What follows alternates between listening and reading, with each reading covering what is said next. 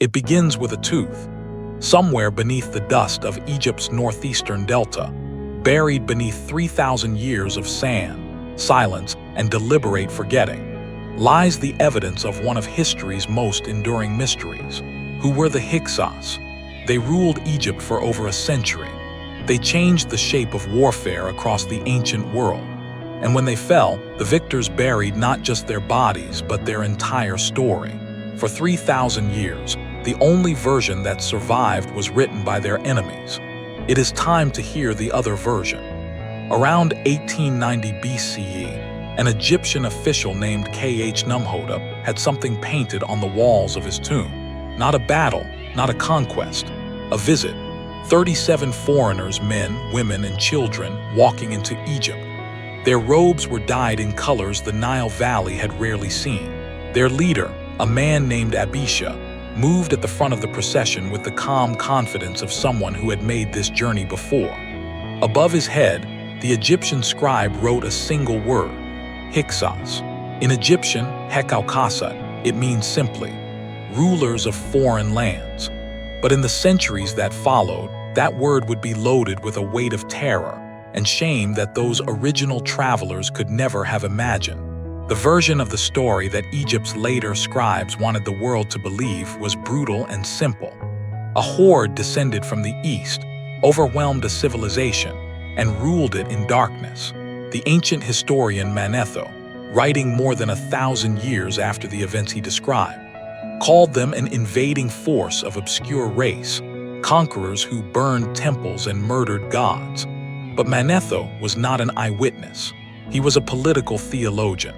And the truth that archaeology has slowly unearthed is something far more human and far more interesting than any invasion. The community that became Pharaohs, 630, beginning around 1900 BCE, perhaps earlier, people from the Levant began moving into Egypt's northeastern delta.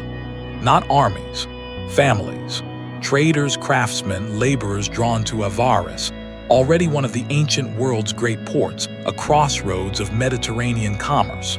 They came, they worked, they stayed. Over 200 years, they became something Egypt had never seen before.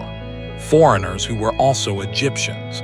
And in a moment of Egyptian political weakness, they rose to claim the throne. In 2020, a team led by bioarchaeologist Dr. Chris Stantis of Bournemouth University published a study that changed everything. They extracted strontium isotopes from the tooth enamel of 75 individuals buried at Avaris, ancient capital of the Hyksos. Strontium enters the body through food and water. It carries the chemical signature of the geology where a person grew up. It doesn't lie.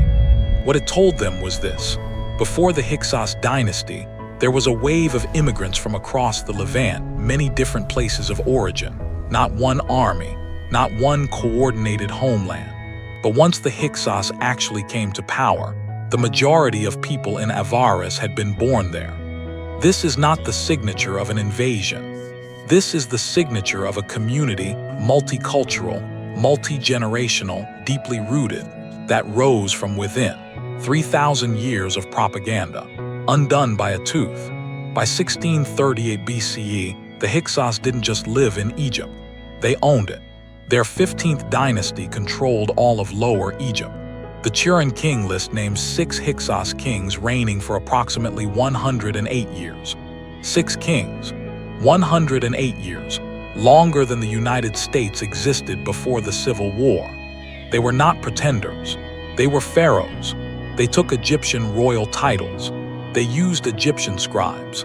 Their king Kion styled himself embracer of territories, and seal impressions bearing his name have been found across the Levant, possibly even in the Aegean. In the palace halls of Avaris, 2 worlds met, and for a century they ruled as one. Here is what Egypt never admitted. Every image you have ever seen of a pharaoh in a war chariot, Tutankhamun hunting lions, Ramesses charging at Kadesh, the entire visual language of Egyptian imperial power traces back to the Hyksos. The chariot, the composite bow, bronze weapons forged to a hardness Egyptian copper could not match. These technologies arrived during the era of Hyksos rule, and it was with these very weapons learned, refined, and turned outward that Egypt would build the greatest empire the ancient world had ever seen. The Hyksos also brought olive trees, pomegranates, a vertical loom that produced finer linen than Egypt had ever known, new irrigation methods that fed a growing population. An army of destroyers does not plant orchards. The reckoning and the erasure, 6:30, 10 o'clock. While the Hyksos ruled the north, the south was not quiet.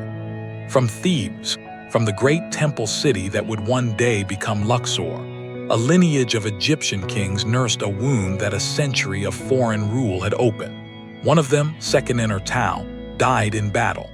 His mummy tells the story that no inscription dares to. His skull was shattered by multiple blows matching Hyksos-style weapons. He died on a battlefield somewhere between Thebes and Avaris. His son Ahmose took up the war. Ahmose died too, and the throne fell to a boy named Ahmose. His mother, Queen Ahotep, held what remained of Egypt together while her son came of age. Ancient inscriptions praise her for rallying the armies and bringing back the deserters. When Ahmose finally marched north, he inherited not just a war. He inherited 3 generations of fury. Ahmose came by land and by river. He captured Memphis, the old heart of Egypt. He brought his fleet to the delta and laid siege to Avaris itself. At Tel Habua, the ancient border fortress of Tijaru, archaeologists have unearthed the physical echo of his campaign. Burned walls, skeletons bearing the wounds of close combat, and enormous grain silos built to feed an army thousands strong. Avaris fell around 1530 BCE. After 108 years, the shadow pharaohs were gone. Ahmose pursued the survivors across the Sinai to their stronghold at Sharuhan in southern Canaan. He besieged it for 3 years before it surrendered. Then he came home, and the erasure began. The New Kingdom scribes were thorough. Names were chiseled out, inscriptions defaced. The Hyksos, who had built Avaris into a cosmopolitan capital, who had introduced the chariot that Egypt would ride to empire, who had planted the first olive trees in Egyptian soil, were rewritten as monsters. Manetho's account, composed centuries later, became official truth. The Hyksos had burned temples, slaughtered the innocent, and broken the gods' own images. But archaeology has found no burned temples from this period, no mass graves, no evidence of the systematic destruction that Manetho describes. What it finds instead is a people's record, buried in teeth, in pottery shards, in the ghost of an olive grove, whispering something those scribes did not want anyone to hear. We were here, we belonged here. We were more than the story they told about us. The Hyksos are still being excavated. The questions are still being asked. They were not the barbarians of legend. They were immigrants who built a life in a new land, generation by generation, until that land became theirs, only to be taken again by a history that could not contain them. They gave Egypt the chariot it rode to glory. They planted the trees whose fruit fed Egypt for centuries, and for their trouble they were made into monsters. Today, the site of Avaris lies beneath a small Egyptian town called Tel el-Daba. Archaeologists still go there, still sift the soil, still find in the strontium of an ancient tooth, in the curve of a shattered skull, the evidence of a people who were real and here and human. 6 kings, 108 years. A civilization wrote them out of history. Science is writing them back in.